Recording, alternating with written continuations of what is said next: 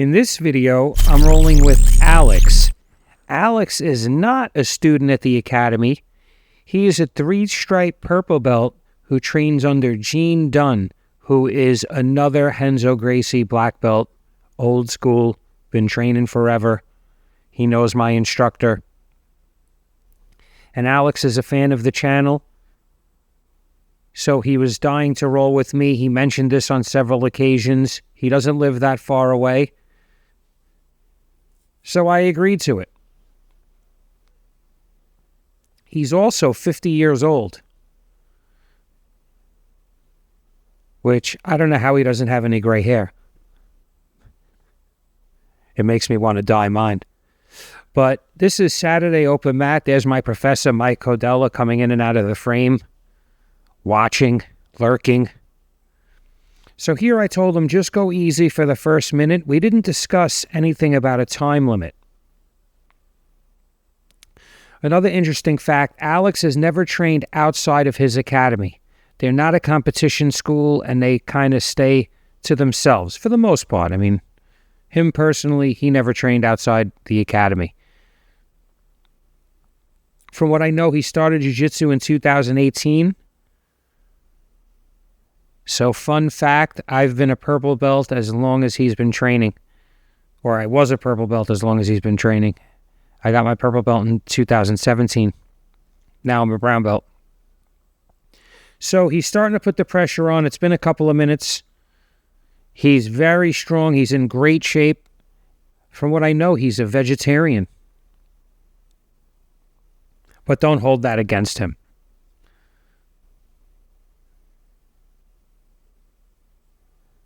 So I told him that position right there. I said, that's the Swami. Do you recognize this position? And he laughed.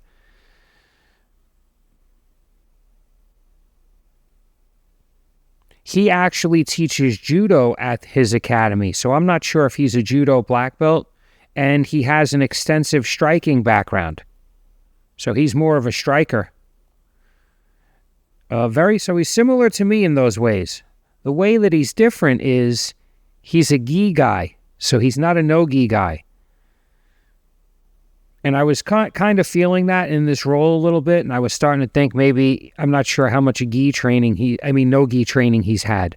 So I started out as a no-gi guy, MMA for the first 3 years, kickboxing, that type of thinking. Whereas he's been more of a gi guy. So I'd love to roll with Aleks in the gi sometime. Here I have like a double wrist control, and I just use it to push him over his dead angle and get the sweep. As you can see, his leg was on a dead angle there.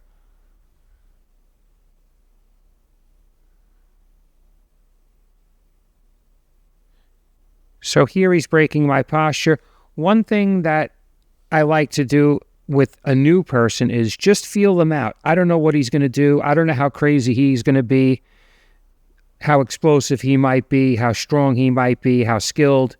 So I kind of just get into this V-kneed position here because it's a good base for me. And I just fend him off, and I see what he likes to do. I start to learn. I start to learn that left leg is just hanging there and it's not really doing that much. You know, I start to slowly think about all the things he's doing that I can exploit, like pushing his toe up past his butt for the toe hold.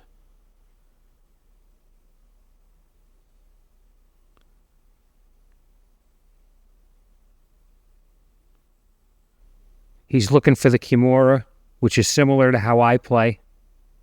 But he's got to engage that left leg. He should put his foot on my hip, because now it's starting to become a flattened hook. If you're playing knee shield and you're framing a lot with your arms, you're doing something wrong.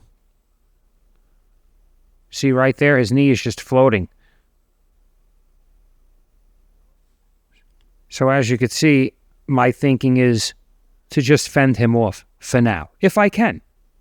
See what happens. Can I just fend him off? Can I just use wrist fighting to shut down whatever he wants to do?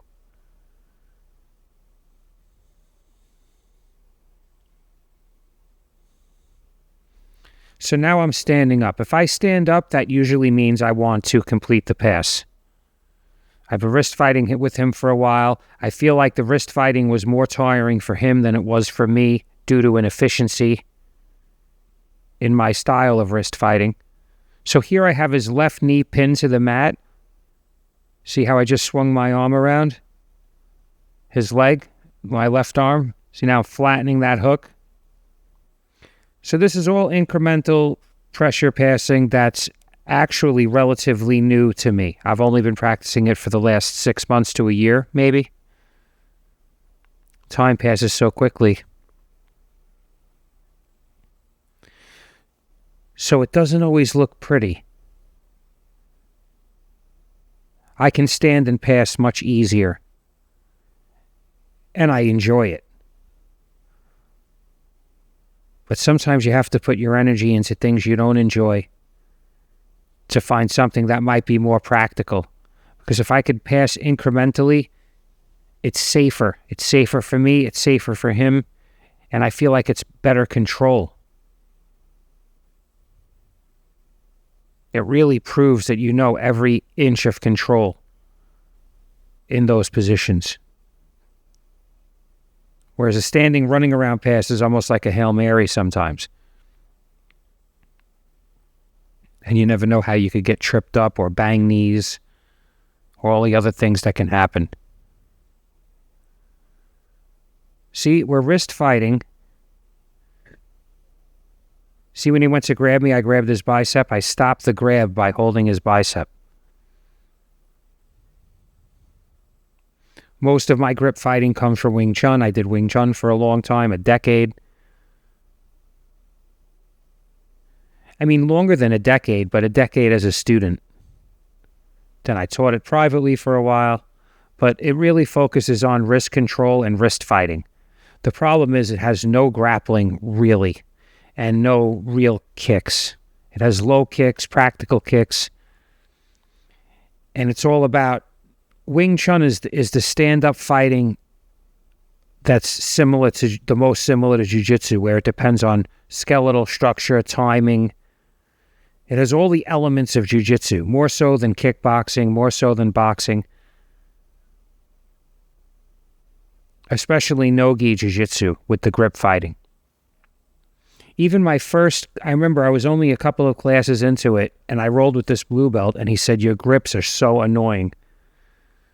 And they were, even from back then. Now I've refined them to more of a jiu-jitsu game where I'm holding the bicep when he goes to grab me. I'm doing other things besides just wrist fighting to shut down what he wants to do. So there he just tried to hip bump me. As you can see, I have good wrist control. And I've always fishing for a wrist lock lately, which I almost had it there. I said the only reason you defended that is because you watched the channel. Jokingly. I don't know what kind of sense of humor he has yet. I just met him.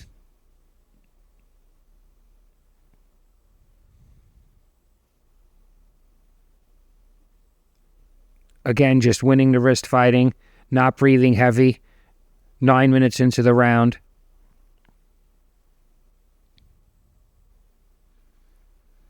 He's in really good shape for any age. I'm still surprised he's 50. I'm thinking maybe I misunderstood him.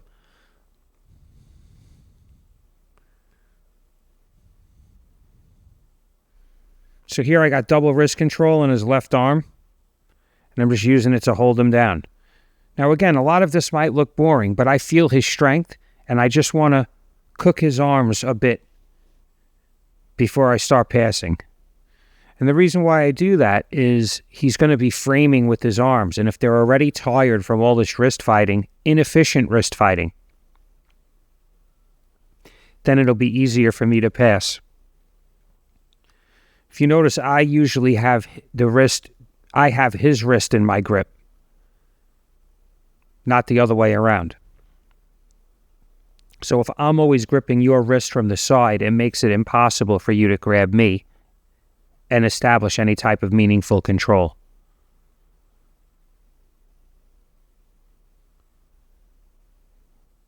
So yeah, we never set a time limit. And you'll see as this video goes, different partners, the bell rings, different people come up. Because I think we roll for 26 minutes, which is, I don't know, 4 6-minute rounds. Maybe a little bit less with the break that we never stop for. Maybe 3 6-minute rounds in a row without resting on the break. But I like to roll this way.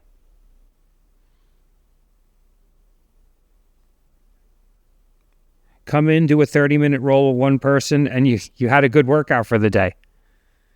But I did our 30-minute roll, plus I rolled 2 double rounds with other people, and I rolled 2 single rounds, 6-minute rounds with a couple other guys. So it adds up.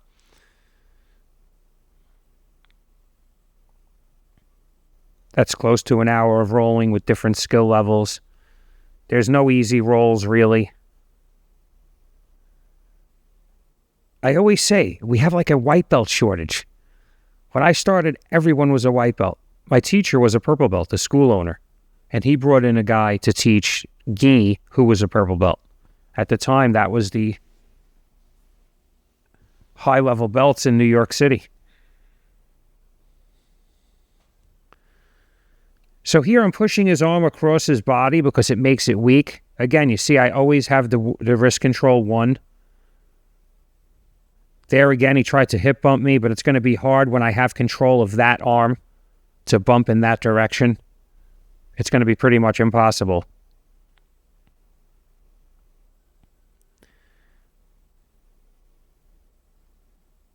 Again, as you can see, I'm letting him control my right hand because I know he's not doing anything with it, and I know I'm structurally sound, how I keep my elbow tucked to my body.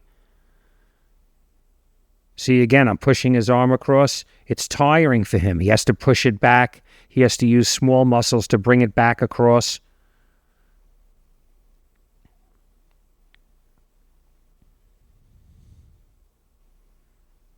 See, that's why I keep cupping his elbow like that. Because as strong as he is and as good of shape as he's in, he's going to get tired eventually. And as you could see, I'm not labored in my breathing. 13 minutes in, a lot of hand fighting. I know we're not doing a lot of jumping around.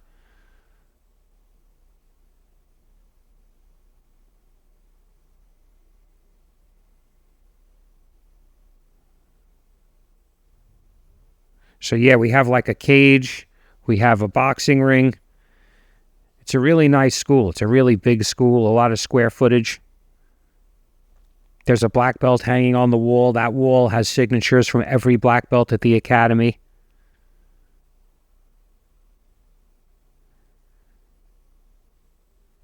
It would be an honor to get his signature up there one day. So here I'm showing him a little bit of how to break my wrist control. I notice he's not doing the technique. He's not even trying to do the proper technique to break it. So he thinks it's a strip, but really it's an up and away. So when you go up and away,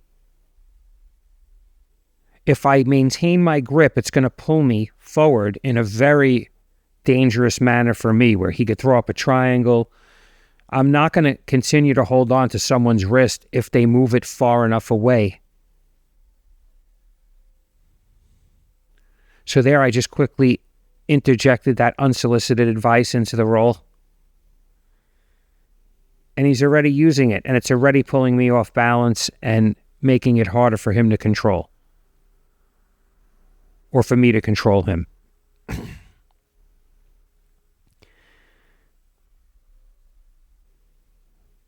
So this was shot on Thanksgiving weekend, so this is Saturday open mat. I didn't go to Thanksgiving open mat, and I'm going to go tomorrow to Sunday open mat, which is gi. Hopefully I'll get some good rolls, gi rolls. A lot of people are asking about the gi. More rolls with the gi. It doesn't really matter to me. I just go to whatever class I can get to. Whatever classes are available. If it's gi, no gi, whatever it is, I put it in my bag and I go. So I'm telling him he needs to pull it out with a little more authority because he's using my principle of not using a lot of explosiveness. But there are times when you need to use a certain amount of explosiveness, just enough. Even with takedowns, if you explode through somebody or throw somebody across the room, that's too much. It's too much exploding. But to say you're going to take someone down with nothing, just like, that's not going to happen either. So always use just enough. I think a truly athletic person is able to gauge that, what that is. So here I'm showing him that he needs to climb his legs up my back to keep my posture broken. And if he's not climbing his legs up my back, I never really feel threatened when I'm in his guard because I could just pull my arms back, get my posture back very easy. But as soon as he pulls me forward like that, there's nowhere for my arms to go if he climbs his guard up my back, which he still really, in all honesty, doesn't understand what I'm saying. He can go even higher with his guard. You want to get your legs wrapped behind, almost around the armpits. And you have to pull my head down to do it. You have to pull my head down. You have to pull my arm down, preferably across the center line. Then there's back takes. There's a lot of other things I could have showed. But there's something called information overload. And even if somebody's trying to be helpful, if they say too many things, like try to teach too many things at once, you'll absorb less.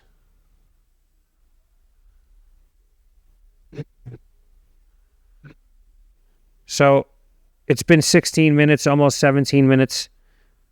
There was almost an Aoki lock there.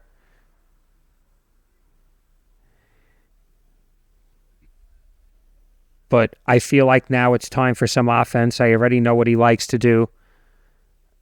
I already have a feeling he's not a really big no-gi guy just based on his grips. Because when you go from gi to no-gi, it's a tough transition because you're looking for those grips, you're looking for that collar, and it's not there. So you're not getting to the posture breaks and the things that you'd normally like. Yeah, that was better. He has to pull my arm across and go and get his body behind it. So he almost did that, and then he switched to his knee shield here.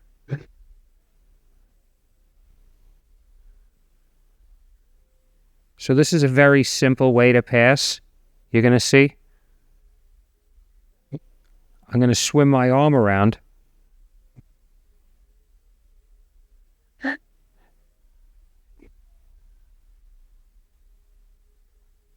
And hook it under his leg. So here I'm doing some fake wrist fighting. There's no advantage for me to grab his wrist like that. It does nothing to help me pass his guard. I have to get under that leg, which I do right there. See, I scooped it with my right arm. Now I'm leaning on his knee shield. This is a great way to beat the knee shield, by the way. Just push it to the other side. See how it's all the way off to the other side now? Eventually, he's got to give me side control. Which he does.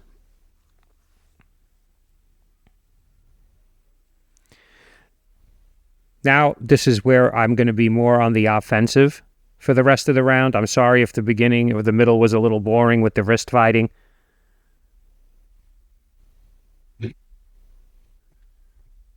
But I felt like he took the effort to come to the academy and train, and I wanted to give him a good long round. So there I try to do my step over armbar. He pushes out of it. He's framing. They're not good frames, but they're enough.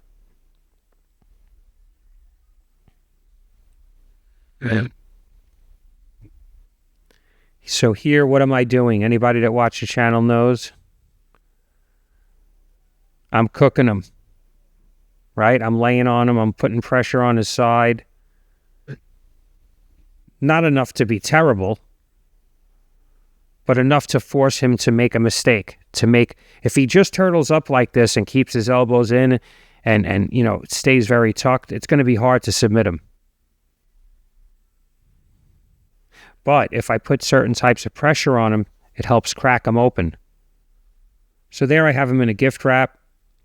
I'm also pushing on his elbow with my left hand. to prevent him from coming back.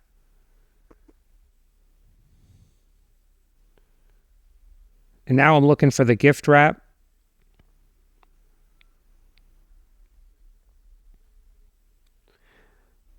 I love attacking the back, especially as an older practitioner. You really want to do your best to get to people's backs because all their strength is forward.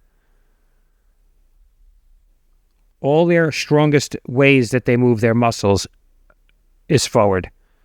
So there he tried to get up, and I just got one hook in, which allowed me to take his back.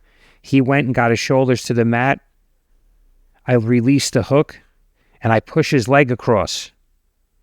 And by doing that, I'm able to lay right back down into side control. I went hip to hip.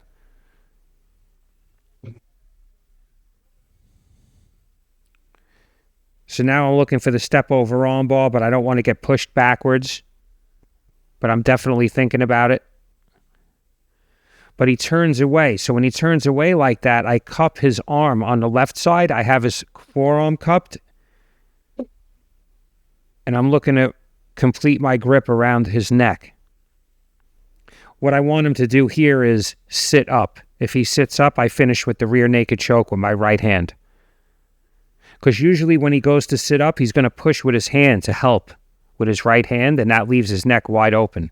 But he knows that. So he's staying tight and he's staying low.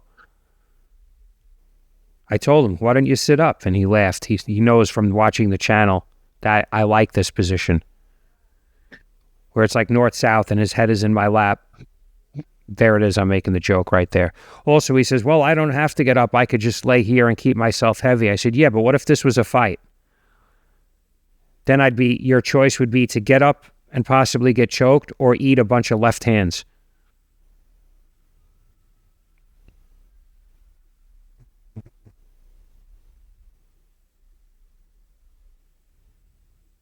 So here I have his leg scooped. I have him pinned, basically. I had the armbar, but he's strong, so he stripped my grip. Here he turned into me, and what did I do? I went right to the knee to his waist. My main goal was to get my knee to his waist. And at first, I had to cut it over his thigh to do so. There I went into the 1,000-pound position, but he started coming out. He felt really strong, so I just went north-south to his back. And he said that was a good move, and it was a good move. It's a basic move. And it goes with the whole thing of not using force on force. The theory of yin and yang, of circling. So here I still have his arm cupped. And I'm looking, again, I was looking to either connect my hands or get the gift wrap. But he keeps giving me the gift wrap unknowingly. It's just bad hand positioning on his part and a little bit of a lack of awareness. So you have to be aware that I'm going to look for that.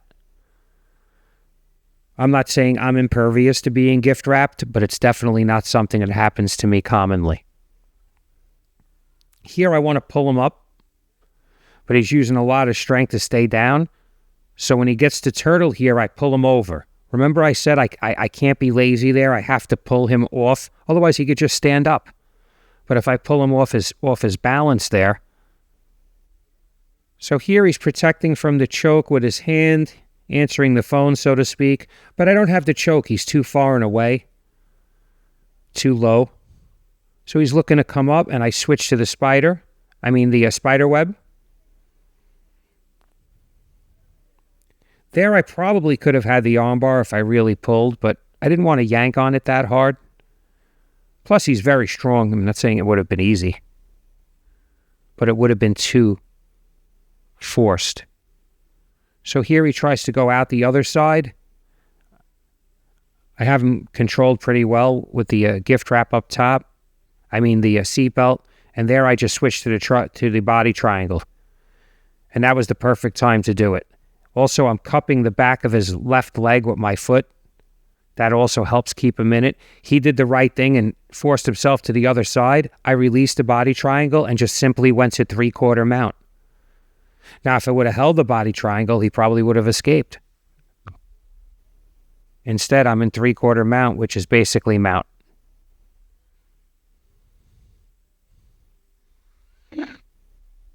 I don't know what I'm looking for there. I can't see what I'm doing, but I probably have them gift wrapped.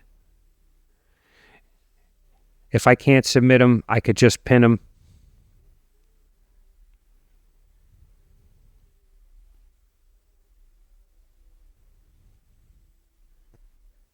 So I hope this video wasn't too long. I appreciate everybody watching it. I think it was really interesting that a fan came to the academy to train.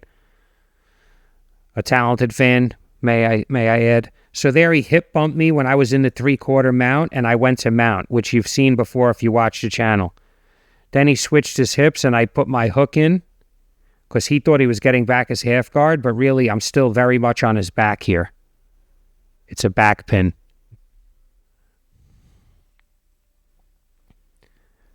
Hopefully I'll roll again with Aleks. Hopefully we'll be able to do it with the gi. Again, he was a gentleman, and it was an honor to roll with him.